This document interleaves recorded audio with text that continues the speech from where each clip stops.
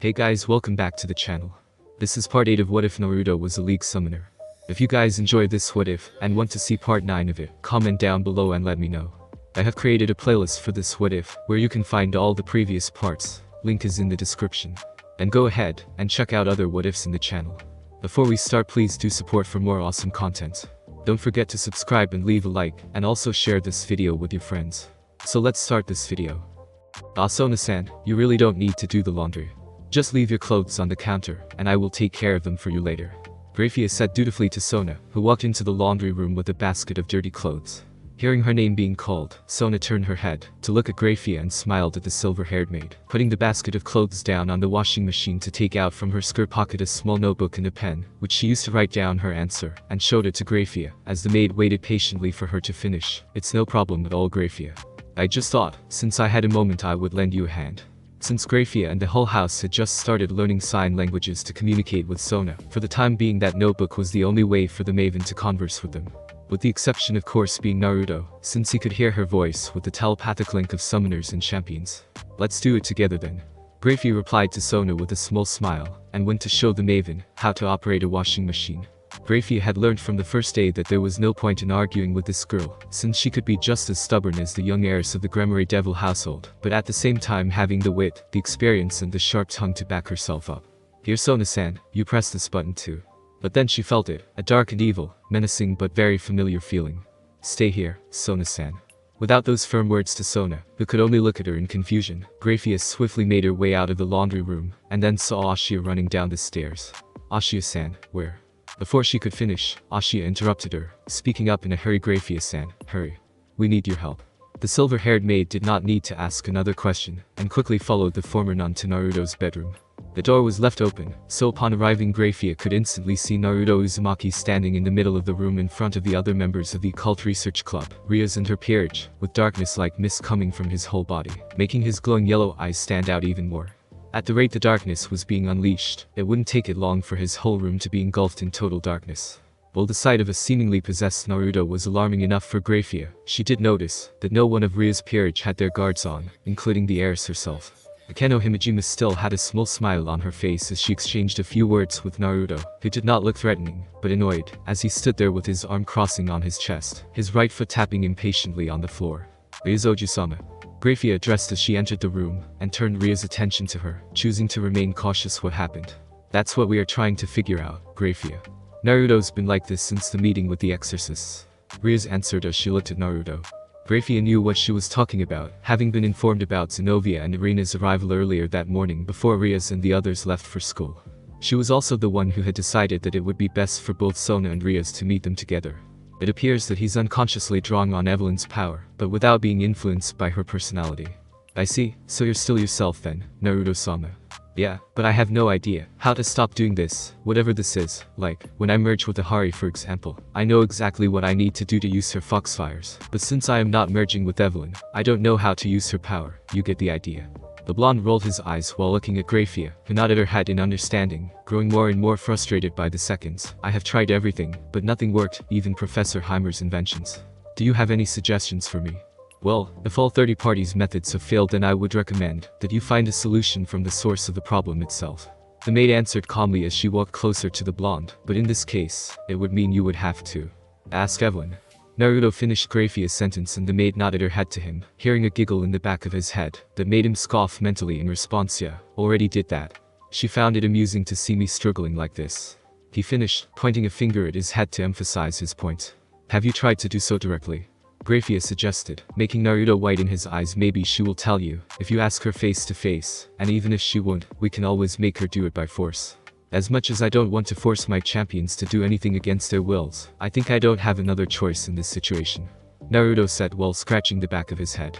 He had promised himself from the first day that he would always ask for his champions' consents before doing anything with them, summoning them for example, even though his powers allowed him to summon or merge with anyone at any time he wanted, regardless of whether or not they were truly free, or willing to do it, regardless of who they were. So you sure we can do it? Evelyn is a 15,000-year-old ancient demon. Don't you know it's rude to talk about a woman's age? And I am still learning the power balancing runes, so when I summon her, she will be at full power, you know. Naruto said, ignoring Evelyn's voice. I will help you, Naruto-sama. Don't worry, Grafia told him firmly, and Naruto couldn't help but feel a sense of assurance. The silver-haired maid then turned her attention over to Rias and the others, and told them with a firm tone, Oju-sama, can I trust you and Akeno-san to set up a barrier around this room to make sure that Evelyn can't escape? Rias looked like she wanted to argue, wanting to stay with her beloved pawn, but after hearing Grafia's tone, it appeared that she didn't have another choice. Yeah, you can. Good luck, Naruto. After that, she and everyone walked out of the room, with Yumi staying with Kaneko as usual. The door was then slammed shut, and after a moment Naruto could see a wave of crimson energy running on the walls of his room, forming a barrier. Alright, let's do it, Naruto-sama. Grafia nodded her head to him, as a silver magic circle appeared underneath her. In a flash, Grafia was no longer wearing her maid outfit, but an outfit consisted of a black shirt with golden caramel accents at the edges, spreading horizontally near the bottom, with 2 light golden trims going down and split slightly above her stomach, exposing her midriff. Around her neck and shoulders was a long, cyan scarf made from light material that reached her hips. Her jeans were blue, with a white outline at the top. Her hair was also done differently, retaining the braids, but the back hair was done in a ponytail, with another braid going around it, keeping the ponytail in place. Here we go. Naruto nodded his head. Sensing that Grafia was prepared for battle, he wisely did the same, summoning a number of weapons, to prepare for the demoness's arrival, before lowering himself down to the floor and activating his summoning power. Before he summoned her to his world, he heard her laughter, and wondered if he had made a terrible mistake. In a flash of light, forcing the shadow he had emitted back, Evelyn appeared before them, taking the shape of a woman with pale skin and short white hair. She seemed to be of average height and weight, yet possessed an exceptionally large chest and a curvaceous herbless figure. Her body was almost entirely exposed with how little her clothes were, with the only things that looked significantly were her thighs-high stockings. The rest, however, were just little pieces of clothing. They left literally nothing to the imagination. Her most noticeable features, however, were a pair of long lashes with a sharp and glowing blade tips that came out from the back of her neck. Ah, finally. The demon of agony said in self-satisfaction as she raised her arms above her head and stretched her back, making her delicious curves move erotically before Naruto, as he stood up and activated the gauntlet of Nezuko that had manifested on his left arm. Before he could say anything to her, however, Evelyn snapped her head around abruptly to look at him, a seductive but evil smirk on her face as the shadow in the room intensified, swallowing everything in total darkness to the point that even with Devil's vision it was almost impossible for Naruto and Grafia to see anything outside of the light emitting from the energy bow coming from Naruto's mythical gauntlet. It's better in the dark, isn't it? Look, Evelyn, I don't want any trouble, Naruto said as he stood back to back with Grafia, scanning their surroundings, while trying to pinpoint Evelyn's location from her footsteps, which only lasted for about 2 seconds before completely disappearing. I just want you to help me stop using your power. You want it to, don't you? Ah, that's where you are wrong, honey. I want you to keep using my power. He heard her sweet voice next to him, before feeling something caressing his crotch, which turned out to be one of Evelyn's lashes. Grafia reacted even faster than he could, summoning an ice blade and slashing it down, forcing Evelyn to take on the form of Demon Shade, her demonic form that was wrapped in shadow. Oh my, what a scary lady. Evelyn giggled, but her tone had become less playful than before. We can do this the easy way, or the hard way, Evelyn. Grafia spoke up loudly as Naruto fired a true shot arrow from his gauntlet, after taking a wild guess of her location, lighting up an area of the room, and catching the menacingly smiling face of Evelyn, making him shudder and feel a cold chill running down his spine. Your choice. Is it wrong for me to say that I want it stiff, hard, and rough? The easy way is always so boring anyway. Evelyn giggled in response. Now, where was I? Oh, look what I found in your pants. With that said, Naruto and Grafia heard something sliding on the floor toward them, and looked down to see the broken pieces of a very familiar device. The very headpiece that Heimerdinger had made for him to prevent Naruto from being influenced by his champion's powers whenever he merged with them. Wanna know why I want you to keep using my power? Because it allows me to do this. Naruto widened his eyes in realization, before he felt a surge of power that rushed through his whole body, causing the shadow that was continuously leaking from his body intensify. As Naruto bent over while clutching his face, a pair of lashes similar to that of Evelyn shot out from the back of his neck, forcing the surprised Grafia to take several steps back in caution. Naruto-sama. Grafia called out to him, but she did not take even the smallest step forward.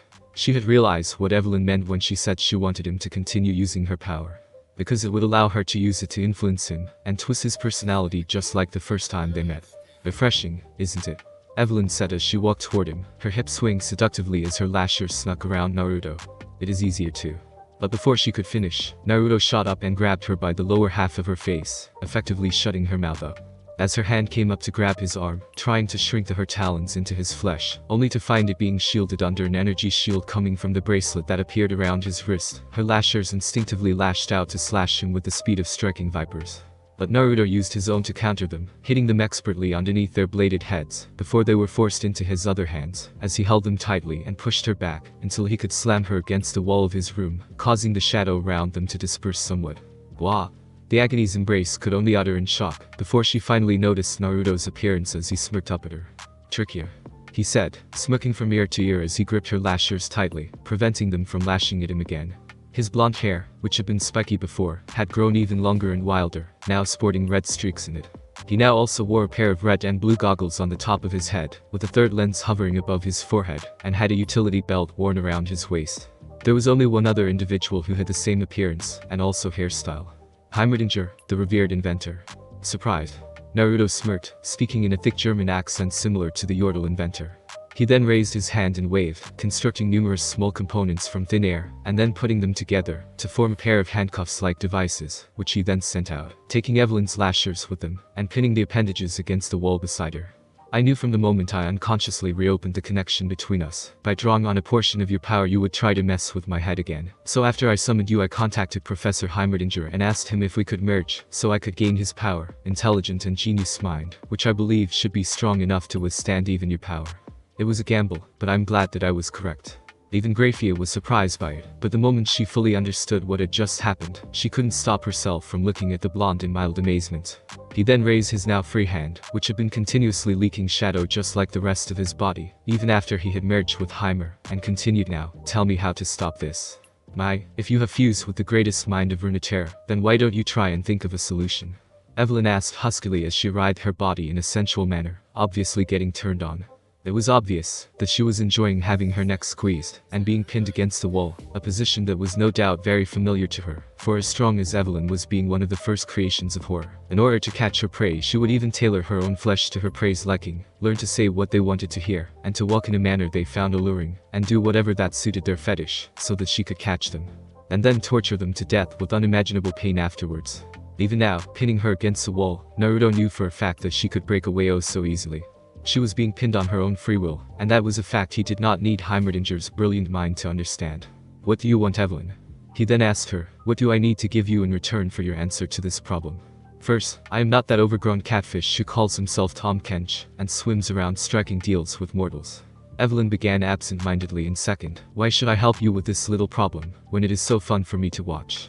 Naruto clicked his tongue in annoyance, and then raised his other hand behind him, constructing a massive H-28Q Apex turret, armed with 16 hexacrockets, and over a dozen of CH-3X lightning grenades, all of which were aimed directly at Evelyn. He looked at the turret and its weaponry blankly for a second, before busting out in awkward laughter. Alright. I get it. You're dead serious. Let's make a deal then. What is your term? What do you want? Let's see, what I want from a fine, young but strong male specimen like you, is a night of hot, steamy hardcore sex, where we both can try fucking each other to death. Naruto felt his eyebrow twitch at that. It was obvious that Evelyn did not take this matter as seriously as he was. "You don't like the idea. Must be because you are a virgin. I found it surprising, with how many beautiful ladies around you that maid, for example." The demoness continued, tapping her chin in a thoughtful manner. "Since it will be your first time, maybe I will let you take charge, and see if you can fuck me too." "Enough, Evelyn, be serious." He interrupted her, speaking up in a stronger tone than before. Fine, Evelyn said, letting out a sigh of disappointment, but the smile never really left her face. "It has come to my knowledge that you are opening a charitable house for homeless champions. Since I am homeless myself, how about you take me in and give me a room to stay here?" "You can't be serious," Naruto said in disbelief. "No way I'm gonna set you in this world. But I promise I will behave. You can always put a leash on me to make sure that I won't cross over the line, and even if I do, my ass is always up for a spanking, or fucking, your choice."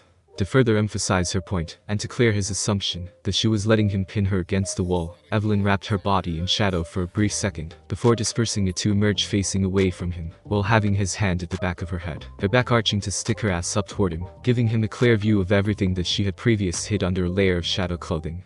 Naruto had to admit, it was actually kinda hot. "Ah, you like the idea, don't you? I might be the demon of agony, but I can smell arousal coming from you, Han. You are a man after all. No point in hiding it from me." Evelyn said in satisfaction, as she cranked her back to smile at him, her tongue sticking out to lick her lips seductively before she reached around with one hand and grabbed her left buttock, kneading it for a second before pulling it to the side to show him what she had waiting for him between those cheeks. Give it a try if you want to know how much more fun it will be for you with me around. Keep a clear mind, my young apprentice.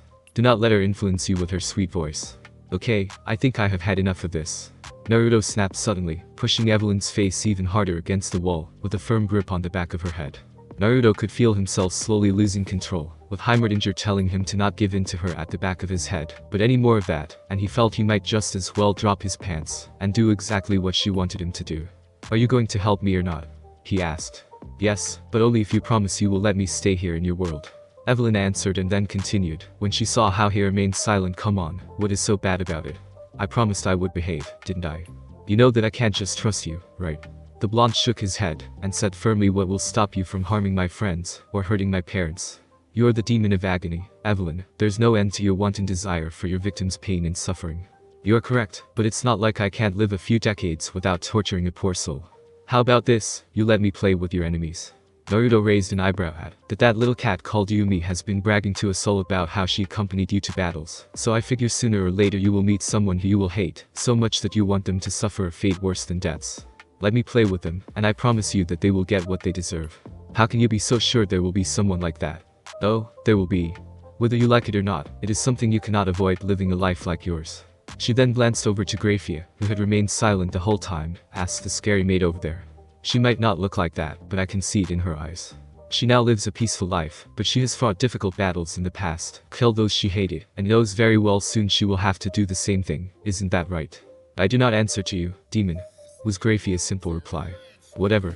So, what do you say, summoner? Evelyn then turned her attention back to Naruto, and asked him, will you allow me to live with you? I promise, once again, that I will behave. I will even do the housework, and teach you how to use my power later, since I'd rather not merge with you, thank you. Now that was something he would like to hear.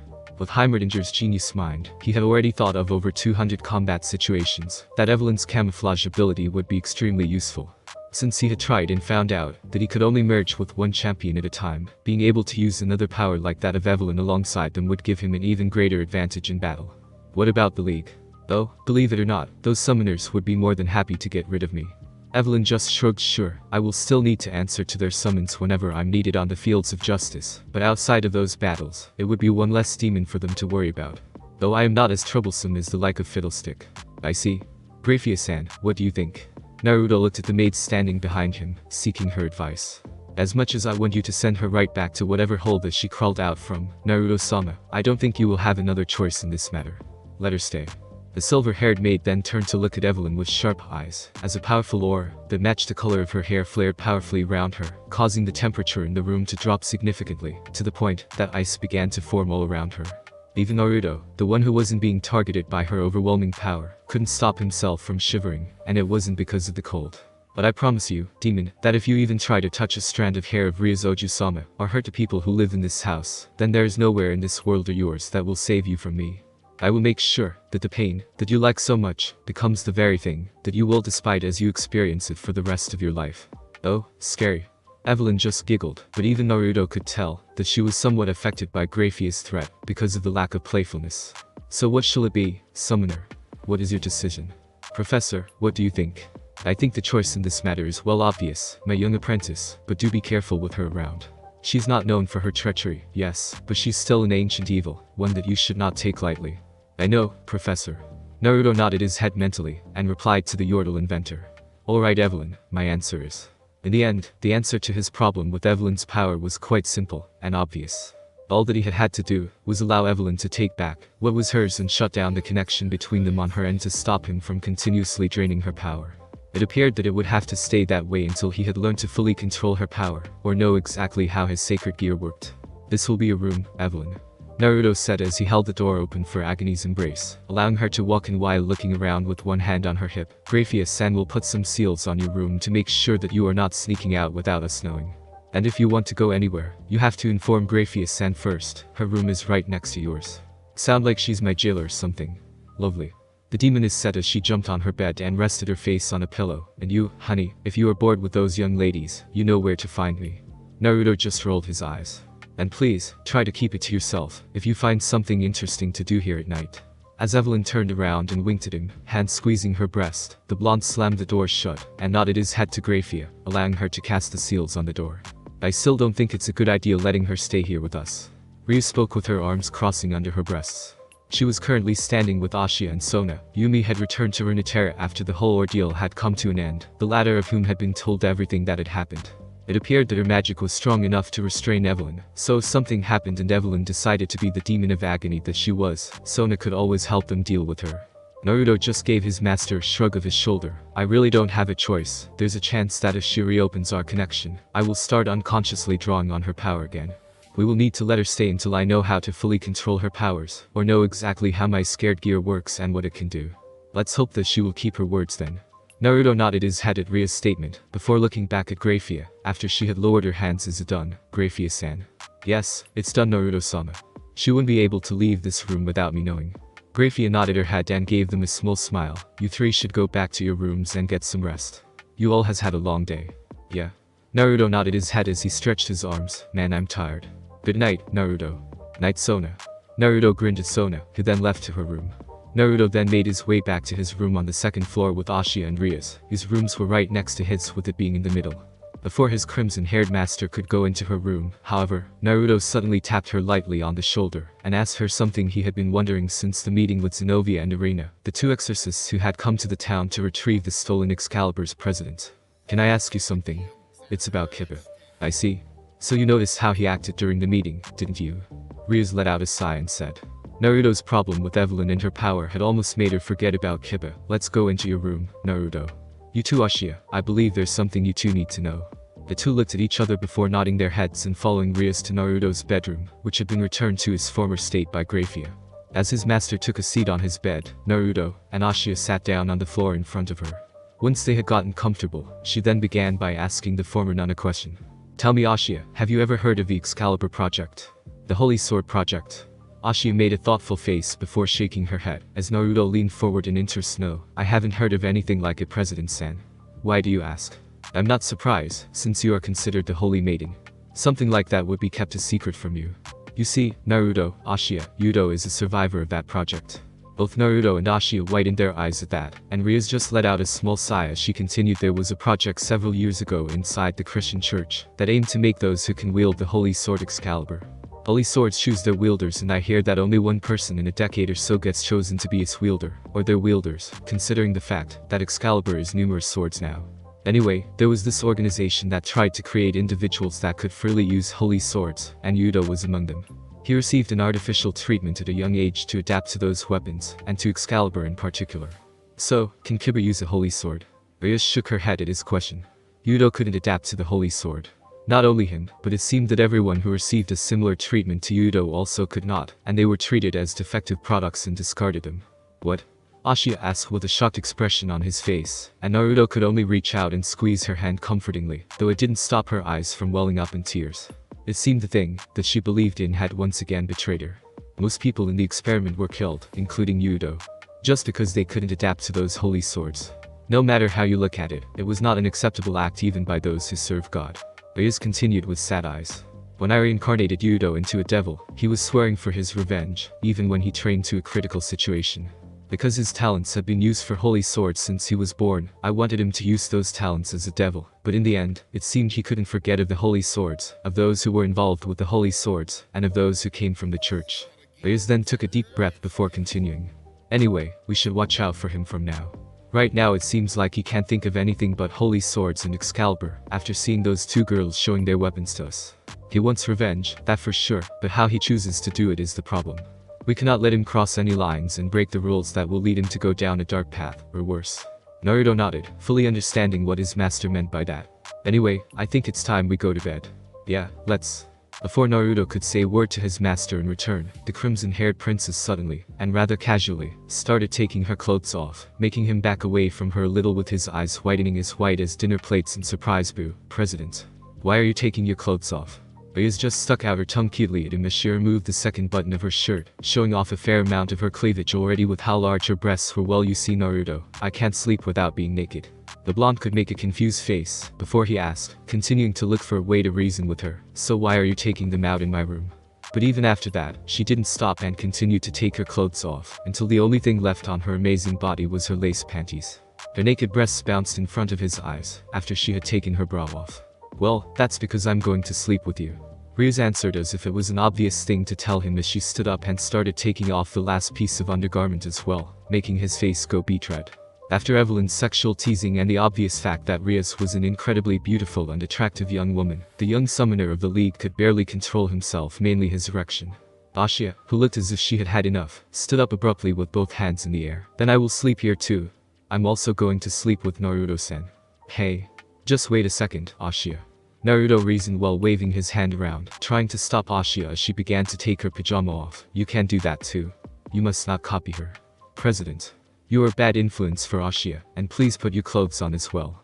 Hearing him said that, she stopped removing her clothes, but the same couldn't be said about Riaz, who stood there and frowned at his words. Bad influence? That's a harsh thing to say, Naruto, Riaz said as she crossed her arms under her chest, making them look even larger and all the more noticeable before turning over to Ashia, asking her in a firm tone, can you back off for tonight, Ashia? It's going to be our first night sleeping together, you know. No, I don't want to. I think I have a right to be spoiled by Naruto-san too. The two then looked intensively at each other for a moment before they both turned to look at Naruto, who was still sitting on the floor with a confused look on his face, asking him at the same time. Then let's make Naruto-san decide. Riaz looked directly at him, her eyes clearly telling him to choose her. Beside her, Ashia had tears in her eyes, making him feel like surrendering to her because this was clearly not an act. First Zenovia and Arena and their stolen Excalibur situation, then Evelyn and now this. What had it been? 495, 496 concentrate, summoner 497, concentrate 498 focus on your center. Said a tall and muscular man wearing a dark-colored sleeveless ninja garb, consisting of an armor-like bodysuit, tabi boots, a face mask that left only his eyes visible, pauldrons protecting his shoulders and a pair of metal forearm guards. As he walked around Naruto with his arms folded slightly under the two swords that he wore on his back. It was early in the morning, and Naruto Uzumaki was at the last of his morning routine, waking up long before anyone in the house did. Maybe not Grafia, but he didn't come to her room to ask if she was awake, so he could do some light training for a little bit before the day started. Currently, Naruto was training under the teaching of Shen, the Eye of Twilight and the current leader of the Kinku, an ancient order who dedicated themselves in preserving a balance between the physical world and the spirit realm in the Onia of Runeterra, without showing a preference for either. Currently, Shen was having Naruto do the last of his usual esoteric morning exercises, performing the handstand push-up in the most unorthodox manner possible, by having him balancing on a wooden board that was placed on a round metal bowl, which would roll over and cause him to fall if he lost his concentration for even a millisecond. To make it even more difficult, and to help him hone his physical strength, Naruto also had several pounds of weight strapped to each of his legs.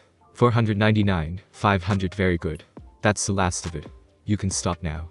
With that said, Naruto bent his arms, and then pushed his body into the air, doing a flip in mid-air before landing on one knee on the floor before his master, with one hand on the ground to steady himself. I'd admit, sensei, that was tough as hell. Naruto said to his teacher as he stood up, and did some basic stretches for his arms, loosening the joints of his shoulder a minute longer, and my arms would have given out. The Eye of Twilight nodded his head, and spoke in his normally calm tone. Yes, but for someone who has only started training in the way of the Kinku for only a few weeks, you are already doing so much better than some of the more gifted disciples of the order. You have no natural talents, but you are disciplined, and your will is strong. A good warrior only needs so much to become great, so do not let your struggles sway you from the path you have chosen. I know, Master Shen, and thank you. The blonde smiled, lowering his head to his ninja master in a respectful manner. I believe that's enough of my training for you today. Shen then said, it's time for me to take my leave and return to the Kinku, summoner. Remember to hone your skills and practice your ninjutsu and kenjutsu whenever you have a chance to. We shall meet again in our next training session. With that, Naruto and Shen bowed their heads to each other, before the blonde allowed his master to return to Runeterra in a flash of light. After Shen had left, Naruto threw the towel on his shoulder, and began to walk out of the training room, which located at the first basement of his new home. He didn't stop there, however, and continued to make his way up to the first floor to proceed to the bathroom, grabbing a pair of spare clothes he had prepared beforehand on the table in the living room. From what he had seen on the way, there was an indoor bath in the first basement near the training room, but he didn't feel comfortable enough to use it. Walking into the bathroom, Naruto closed the door behind him, and turned on the light, while taking off his clothes, standing only in a pair of boxers. Before he could remove the last piece of clothing and get anywhere near the shower, however, the glass door slid open and came walking out a certain demoness who had blackmailed her way into his house. Her erotic bombshell of a body was still dripping wet and haloed with steam, but her white hair was already bouncing back to shape. Wow. Naruto was lost for words, not because of seeing Evelyn naked, since he knew she was particularly naked all the time, but what little clothing she usually had was actually shadow conjurations. No, he was surprised, because he didn't expect to see her so soon in the morning, after taking a shower like a normal human being no less. Ah, good morning, summoner.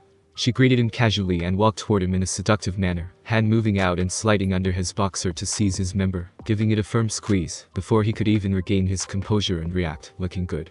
Been working out.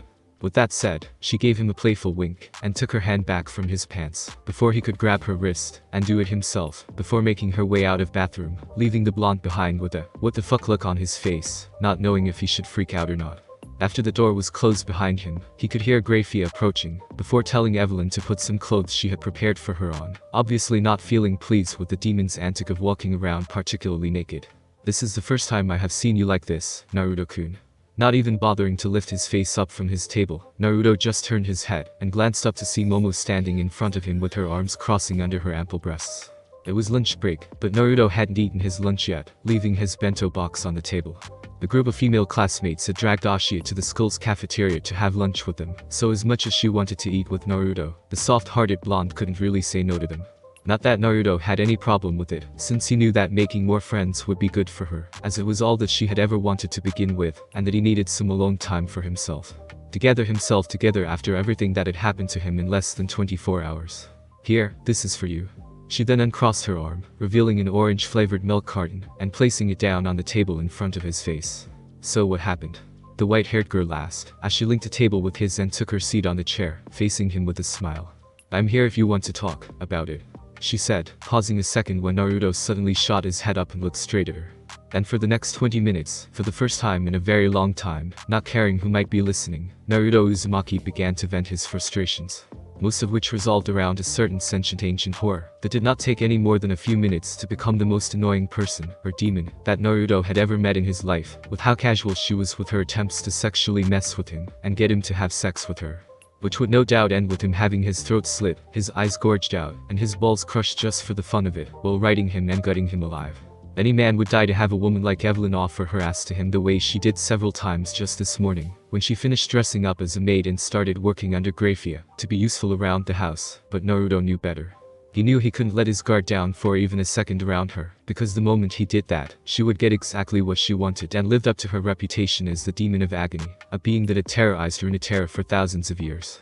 To make matters even worse, Evelyn had even begun to negatively influence Ashia like Ria's, but at least his master wasn't intentionally doing so with Ashia, just trying to copy the older girl's habits. With millenniums of experiences in manipulation, it didn't take it much for Evelyn to start telling Ashia, the most innocent and oblivious girl in the house, to start doing this and do that she wouldn't do usually, like wearing a shorter skirt for example. And getting rid of her sweater vest just to show off her body more, for what reason Naruto had no idea, but Ashia seemed to be keen on following her instructions. While they might look harmless, there was no guarantee that Evelyn wasn't going to make Ashia do something that would end up with her getting hurt, or worse. He had confronted her about this, and while the demon had assured him that she would never try to do such a thing to such a, quoted, harmless pretty little bird like Ashia, Naruto wasn't convinced. He might have become a bit paranoid, but he had every reason to be like that when an evil being like Evelyn was around his friends.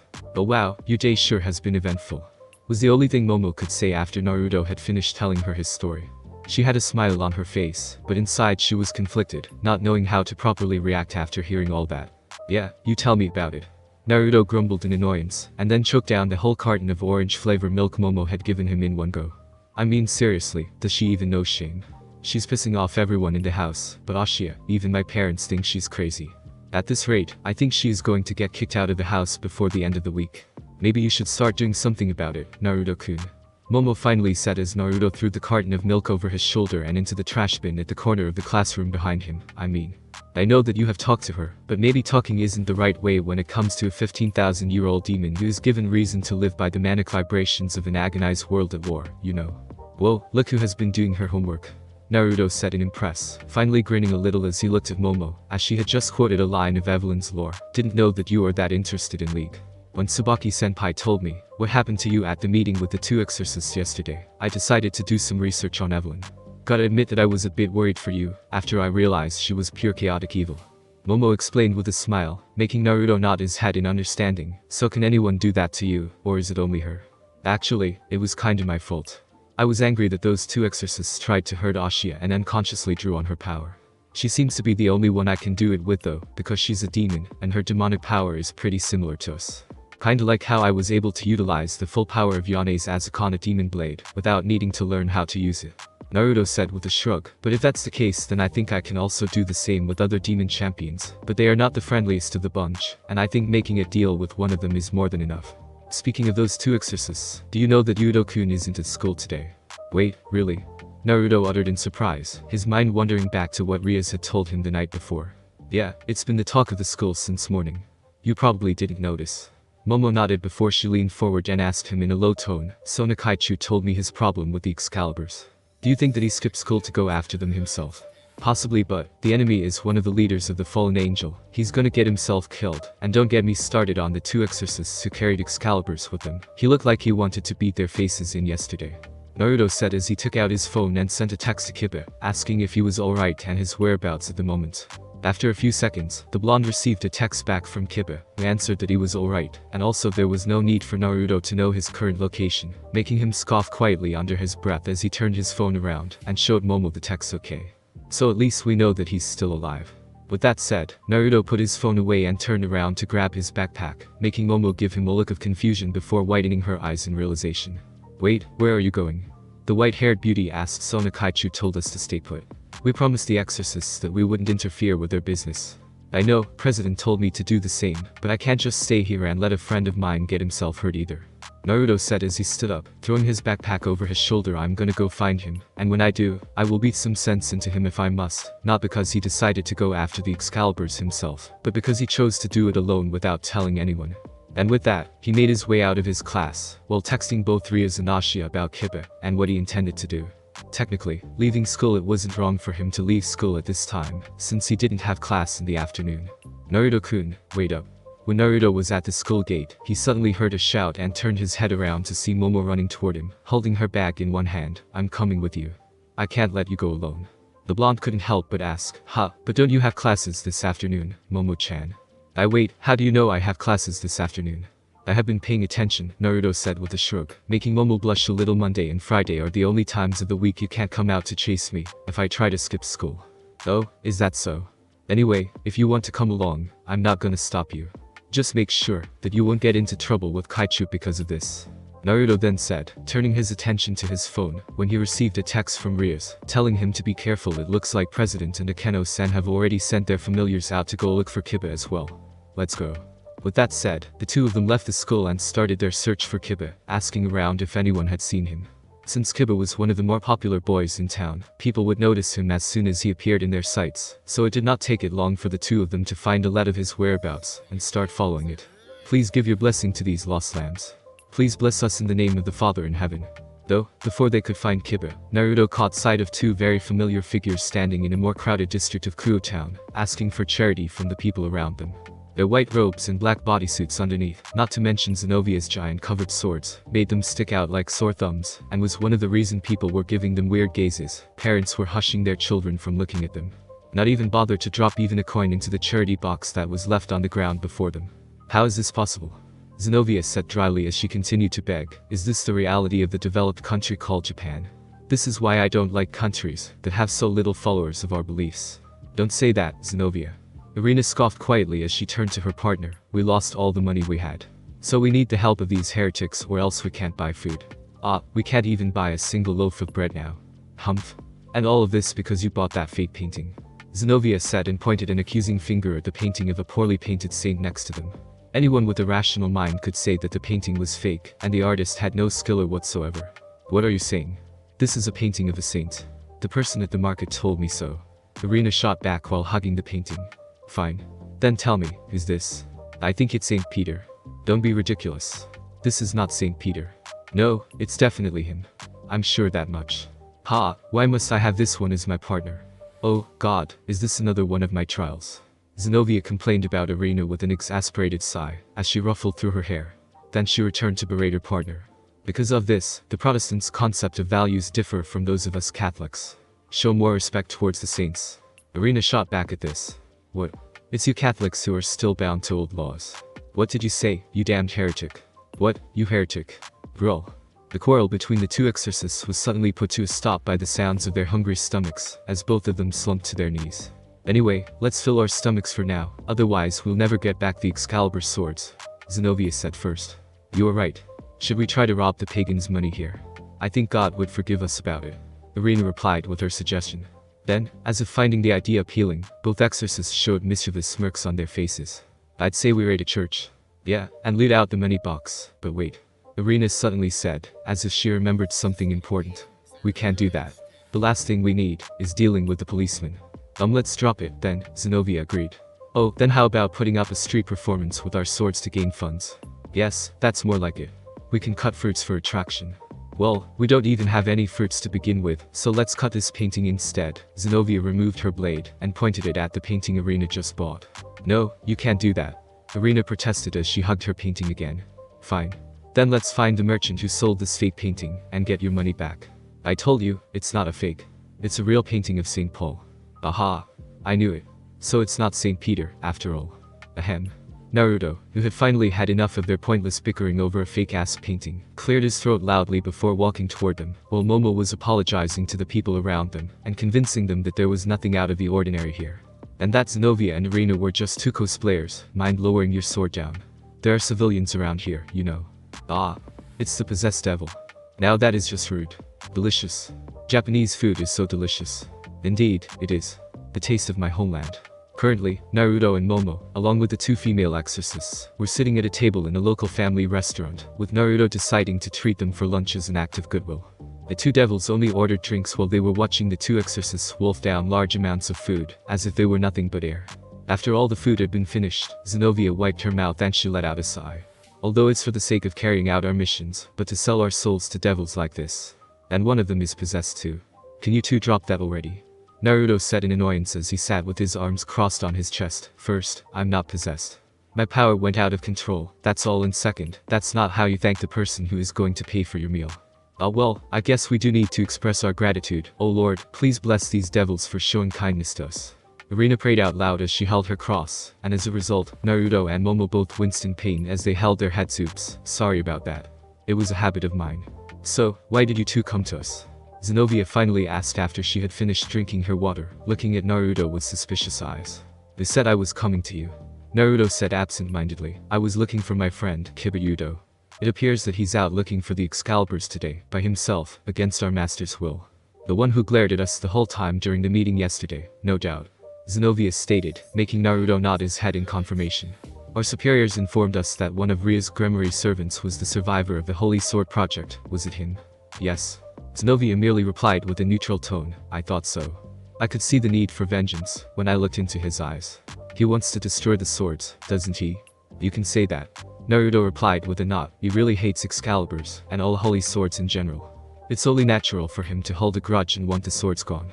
At that, Irina suddenly said, when our superiors assigned us with the mission to retrieve the Excaliburs, they actually want us to prioritize not letting them continue to remain in the hands of the fallen angels. Naruto raised an eyebrow at that, and then an idea came to his mind. So you are saying that it is possible for you two to not retrieve the swords at all, but destroy them if you don't have any other choices.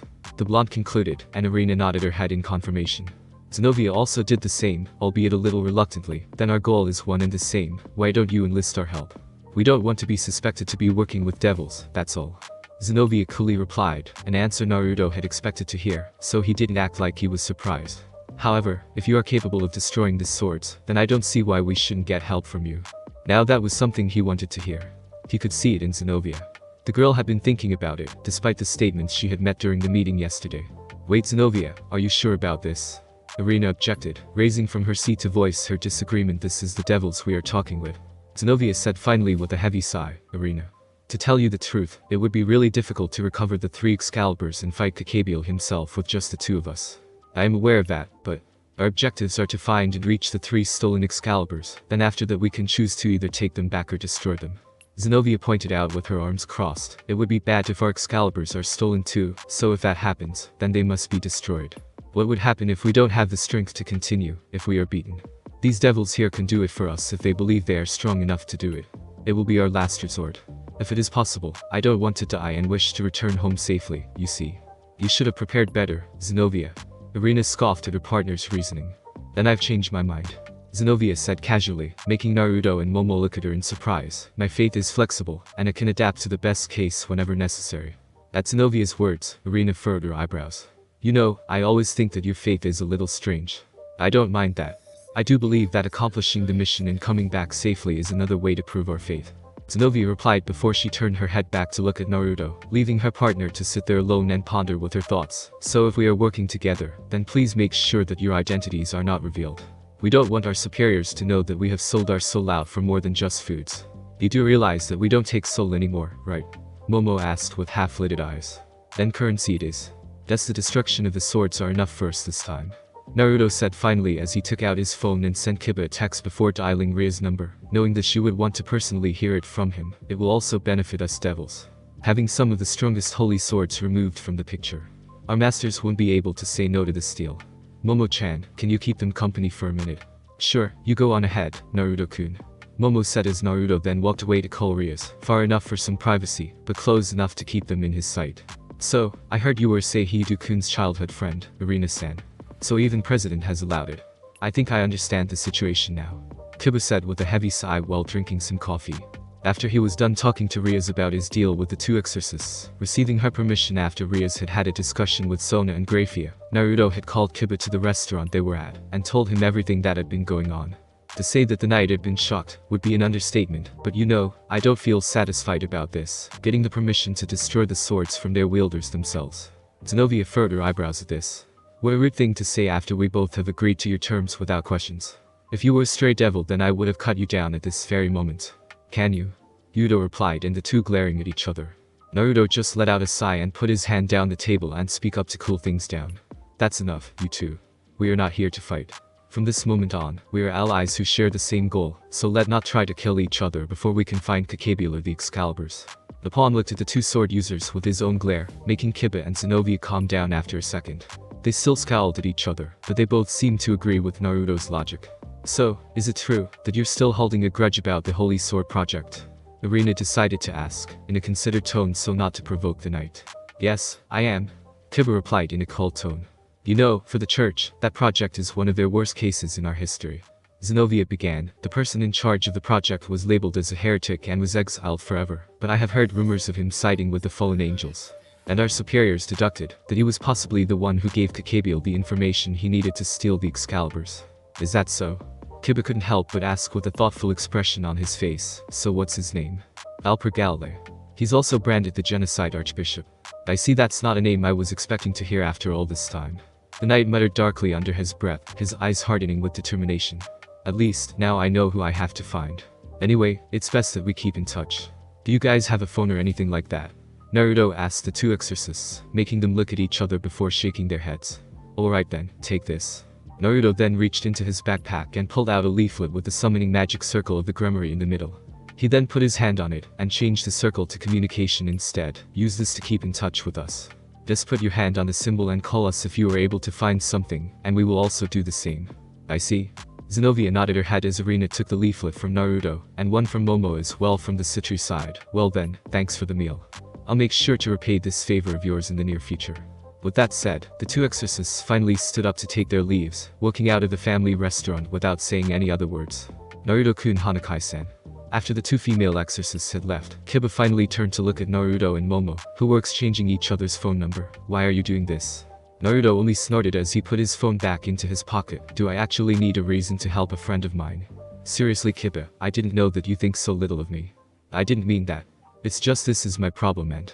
Naruto shook his head, and placed a hand on his comrade's shoulder, telling him with a grin on his face, from the moment that we became servants of Ria's Grimoire, we are family, Kiba, and family takes care of each other. Do you seriously think that we are going to just sit still, and let you run off to fight on your own? I can't understand your feelings right now, Kiba, and I am sorry for that, but what I can do now is helping you out, so you won't get yourself killed, and I am sure that President and the others will agree with me. Have a little more faith in your friends, will you? Kiba only remained silent during the entire duration of Naruto's speech before finally, his expression softened, and he let out a smile that seemed to be held back for a very long time. Seriously, Naruto-kun, if you say it like that, then I need to get my things together, don't I? He said, I know my true enemy now, but I'd still like to destroy the holy swords if possible, and would love to have you help me with that. You got it. Naruto grinned, not noticing how Momo was looking at him with a soft smile on her face. And so, for the next few days, the temporal alliance between exorcists and devils began their search for Kokabiel and the holy swords, but even with the help of Sona and her servants, flipping the town upside down, Naruto and the others couldn't seem to find them anywhere. Even with the help of HighSchool, who had created several tracking devices and had Naruto set them up around town to look for any suspicious and supernatural activities, their search continued to show no result. Grafia had deducted that wherever the cadre and his followers were hiding with the stolen Excaliburs, it was concealed and hidden by a very powerful and advanced cloaking spell, similar to the cloth Zenobia had been using to cover her sword, making it almost impossible for them to sense and detect their holy aura. Although, she would surely do the same if she was Kokabiel, since Excalibur's holy aura was among the strongest, and not to mention that fallen angels were beings that could wield holy power themselves. So still no luck today as well. Rias asked as she came to greet Naruto when he returned home that evening. Welcome back, Naruto. Ah, good evening, President. Naruto smiled at his master while kicking off his shoes. Where's Evelyn? The blonde blurted out, asking before he could stop himself. The past few days since living in his house, Evelyn had always been the first to greet him whenever he returned home, giving him the same offer over and over, whether or not he would like to take a bath, dinner, or her first in a self-modified ultra-skimpy maid outfit that was almost as scant as her regular one. She's in the kitchen making dinner with the others.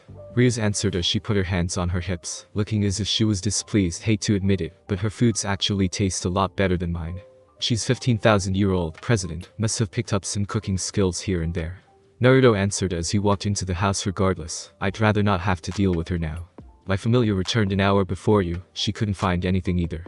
Rias said as she followed Naruto into the living room, where the blonde removed his backpack, and then threw himself onto the comfortable sofa. What about Zenobia and Irina? Did they find anything? Last I heard from them, they were still searching for Kokabiel somewhere in the 7th district. Naruto answered as he turned around and stared up at the ceiling. I sent Timo and Tristana to the 4th district to look for some clues, but there's only so much they can do with so many people around. I let them return to Bandle City before I went home. I see. Rias nodded her head and smiled at him. You really have been working hard, Naruto here. The crimson-haired heiress suddenly said as she took her seat on the sofa a little above him, and took his head in her hands to gently raise him up and lay him down on her laps. Let rest like this. You deserve this at least. Ah. The blonde was lost for words. He really didn't know what to say. This was his first time resting his head on the lap of a woman that wasn't his mother, so this sure felt very different. But his thighs felt very soft, and she had a smile on her face as she looked down at him while running her hands through his unruly blonde hair. You know, I haven't thanked you for managing to strike that deal with those 2 exorcists.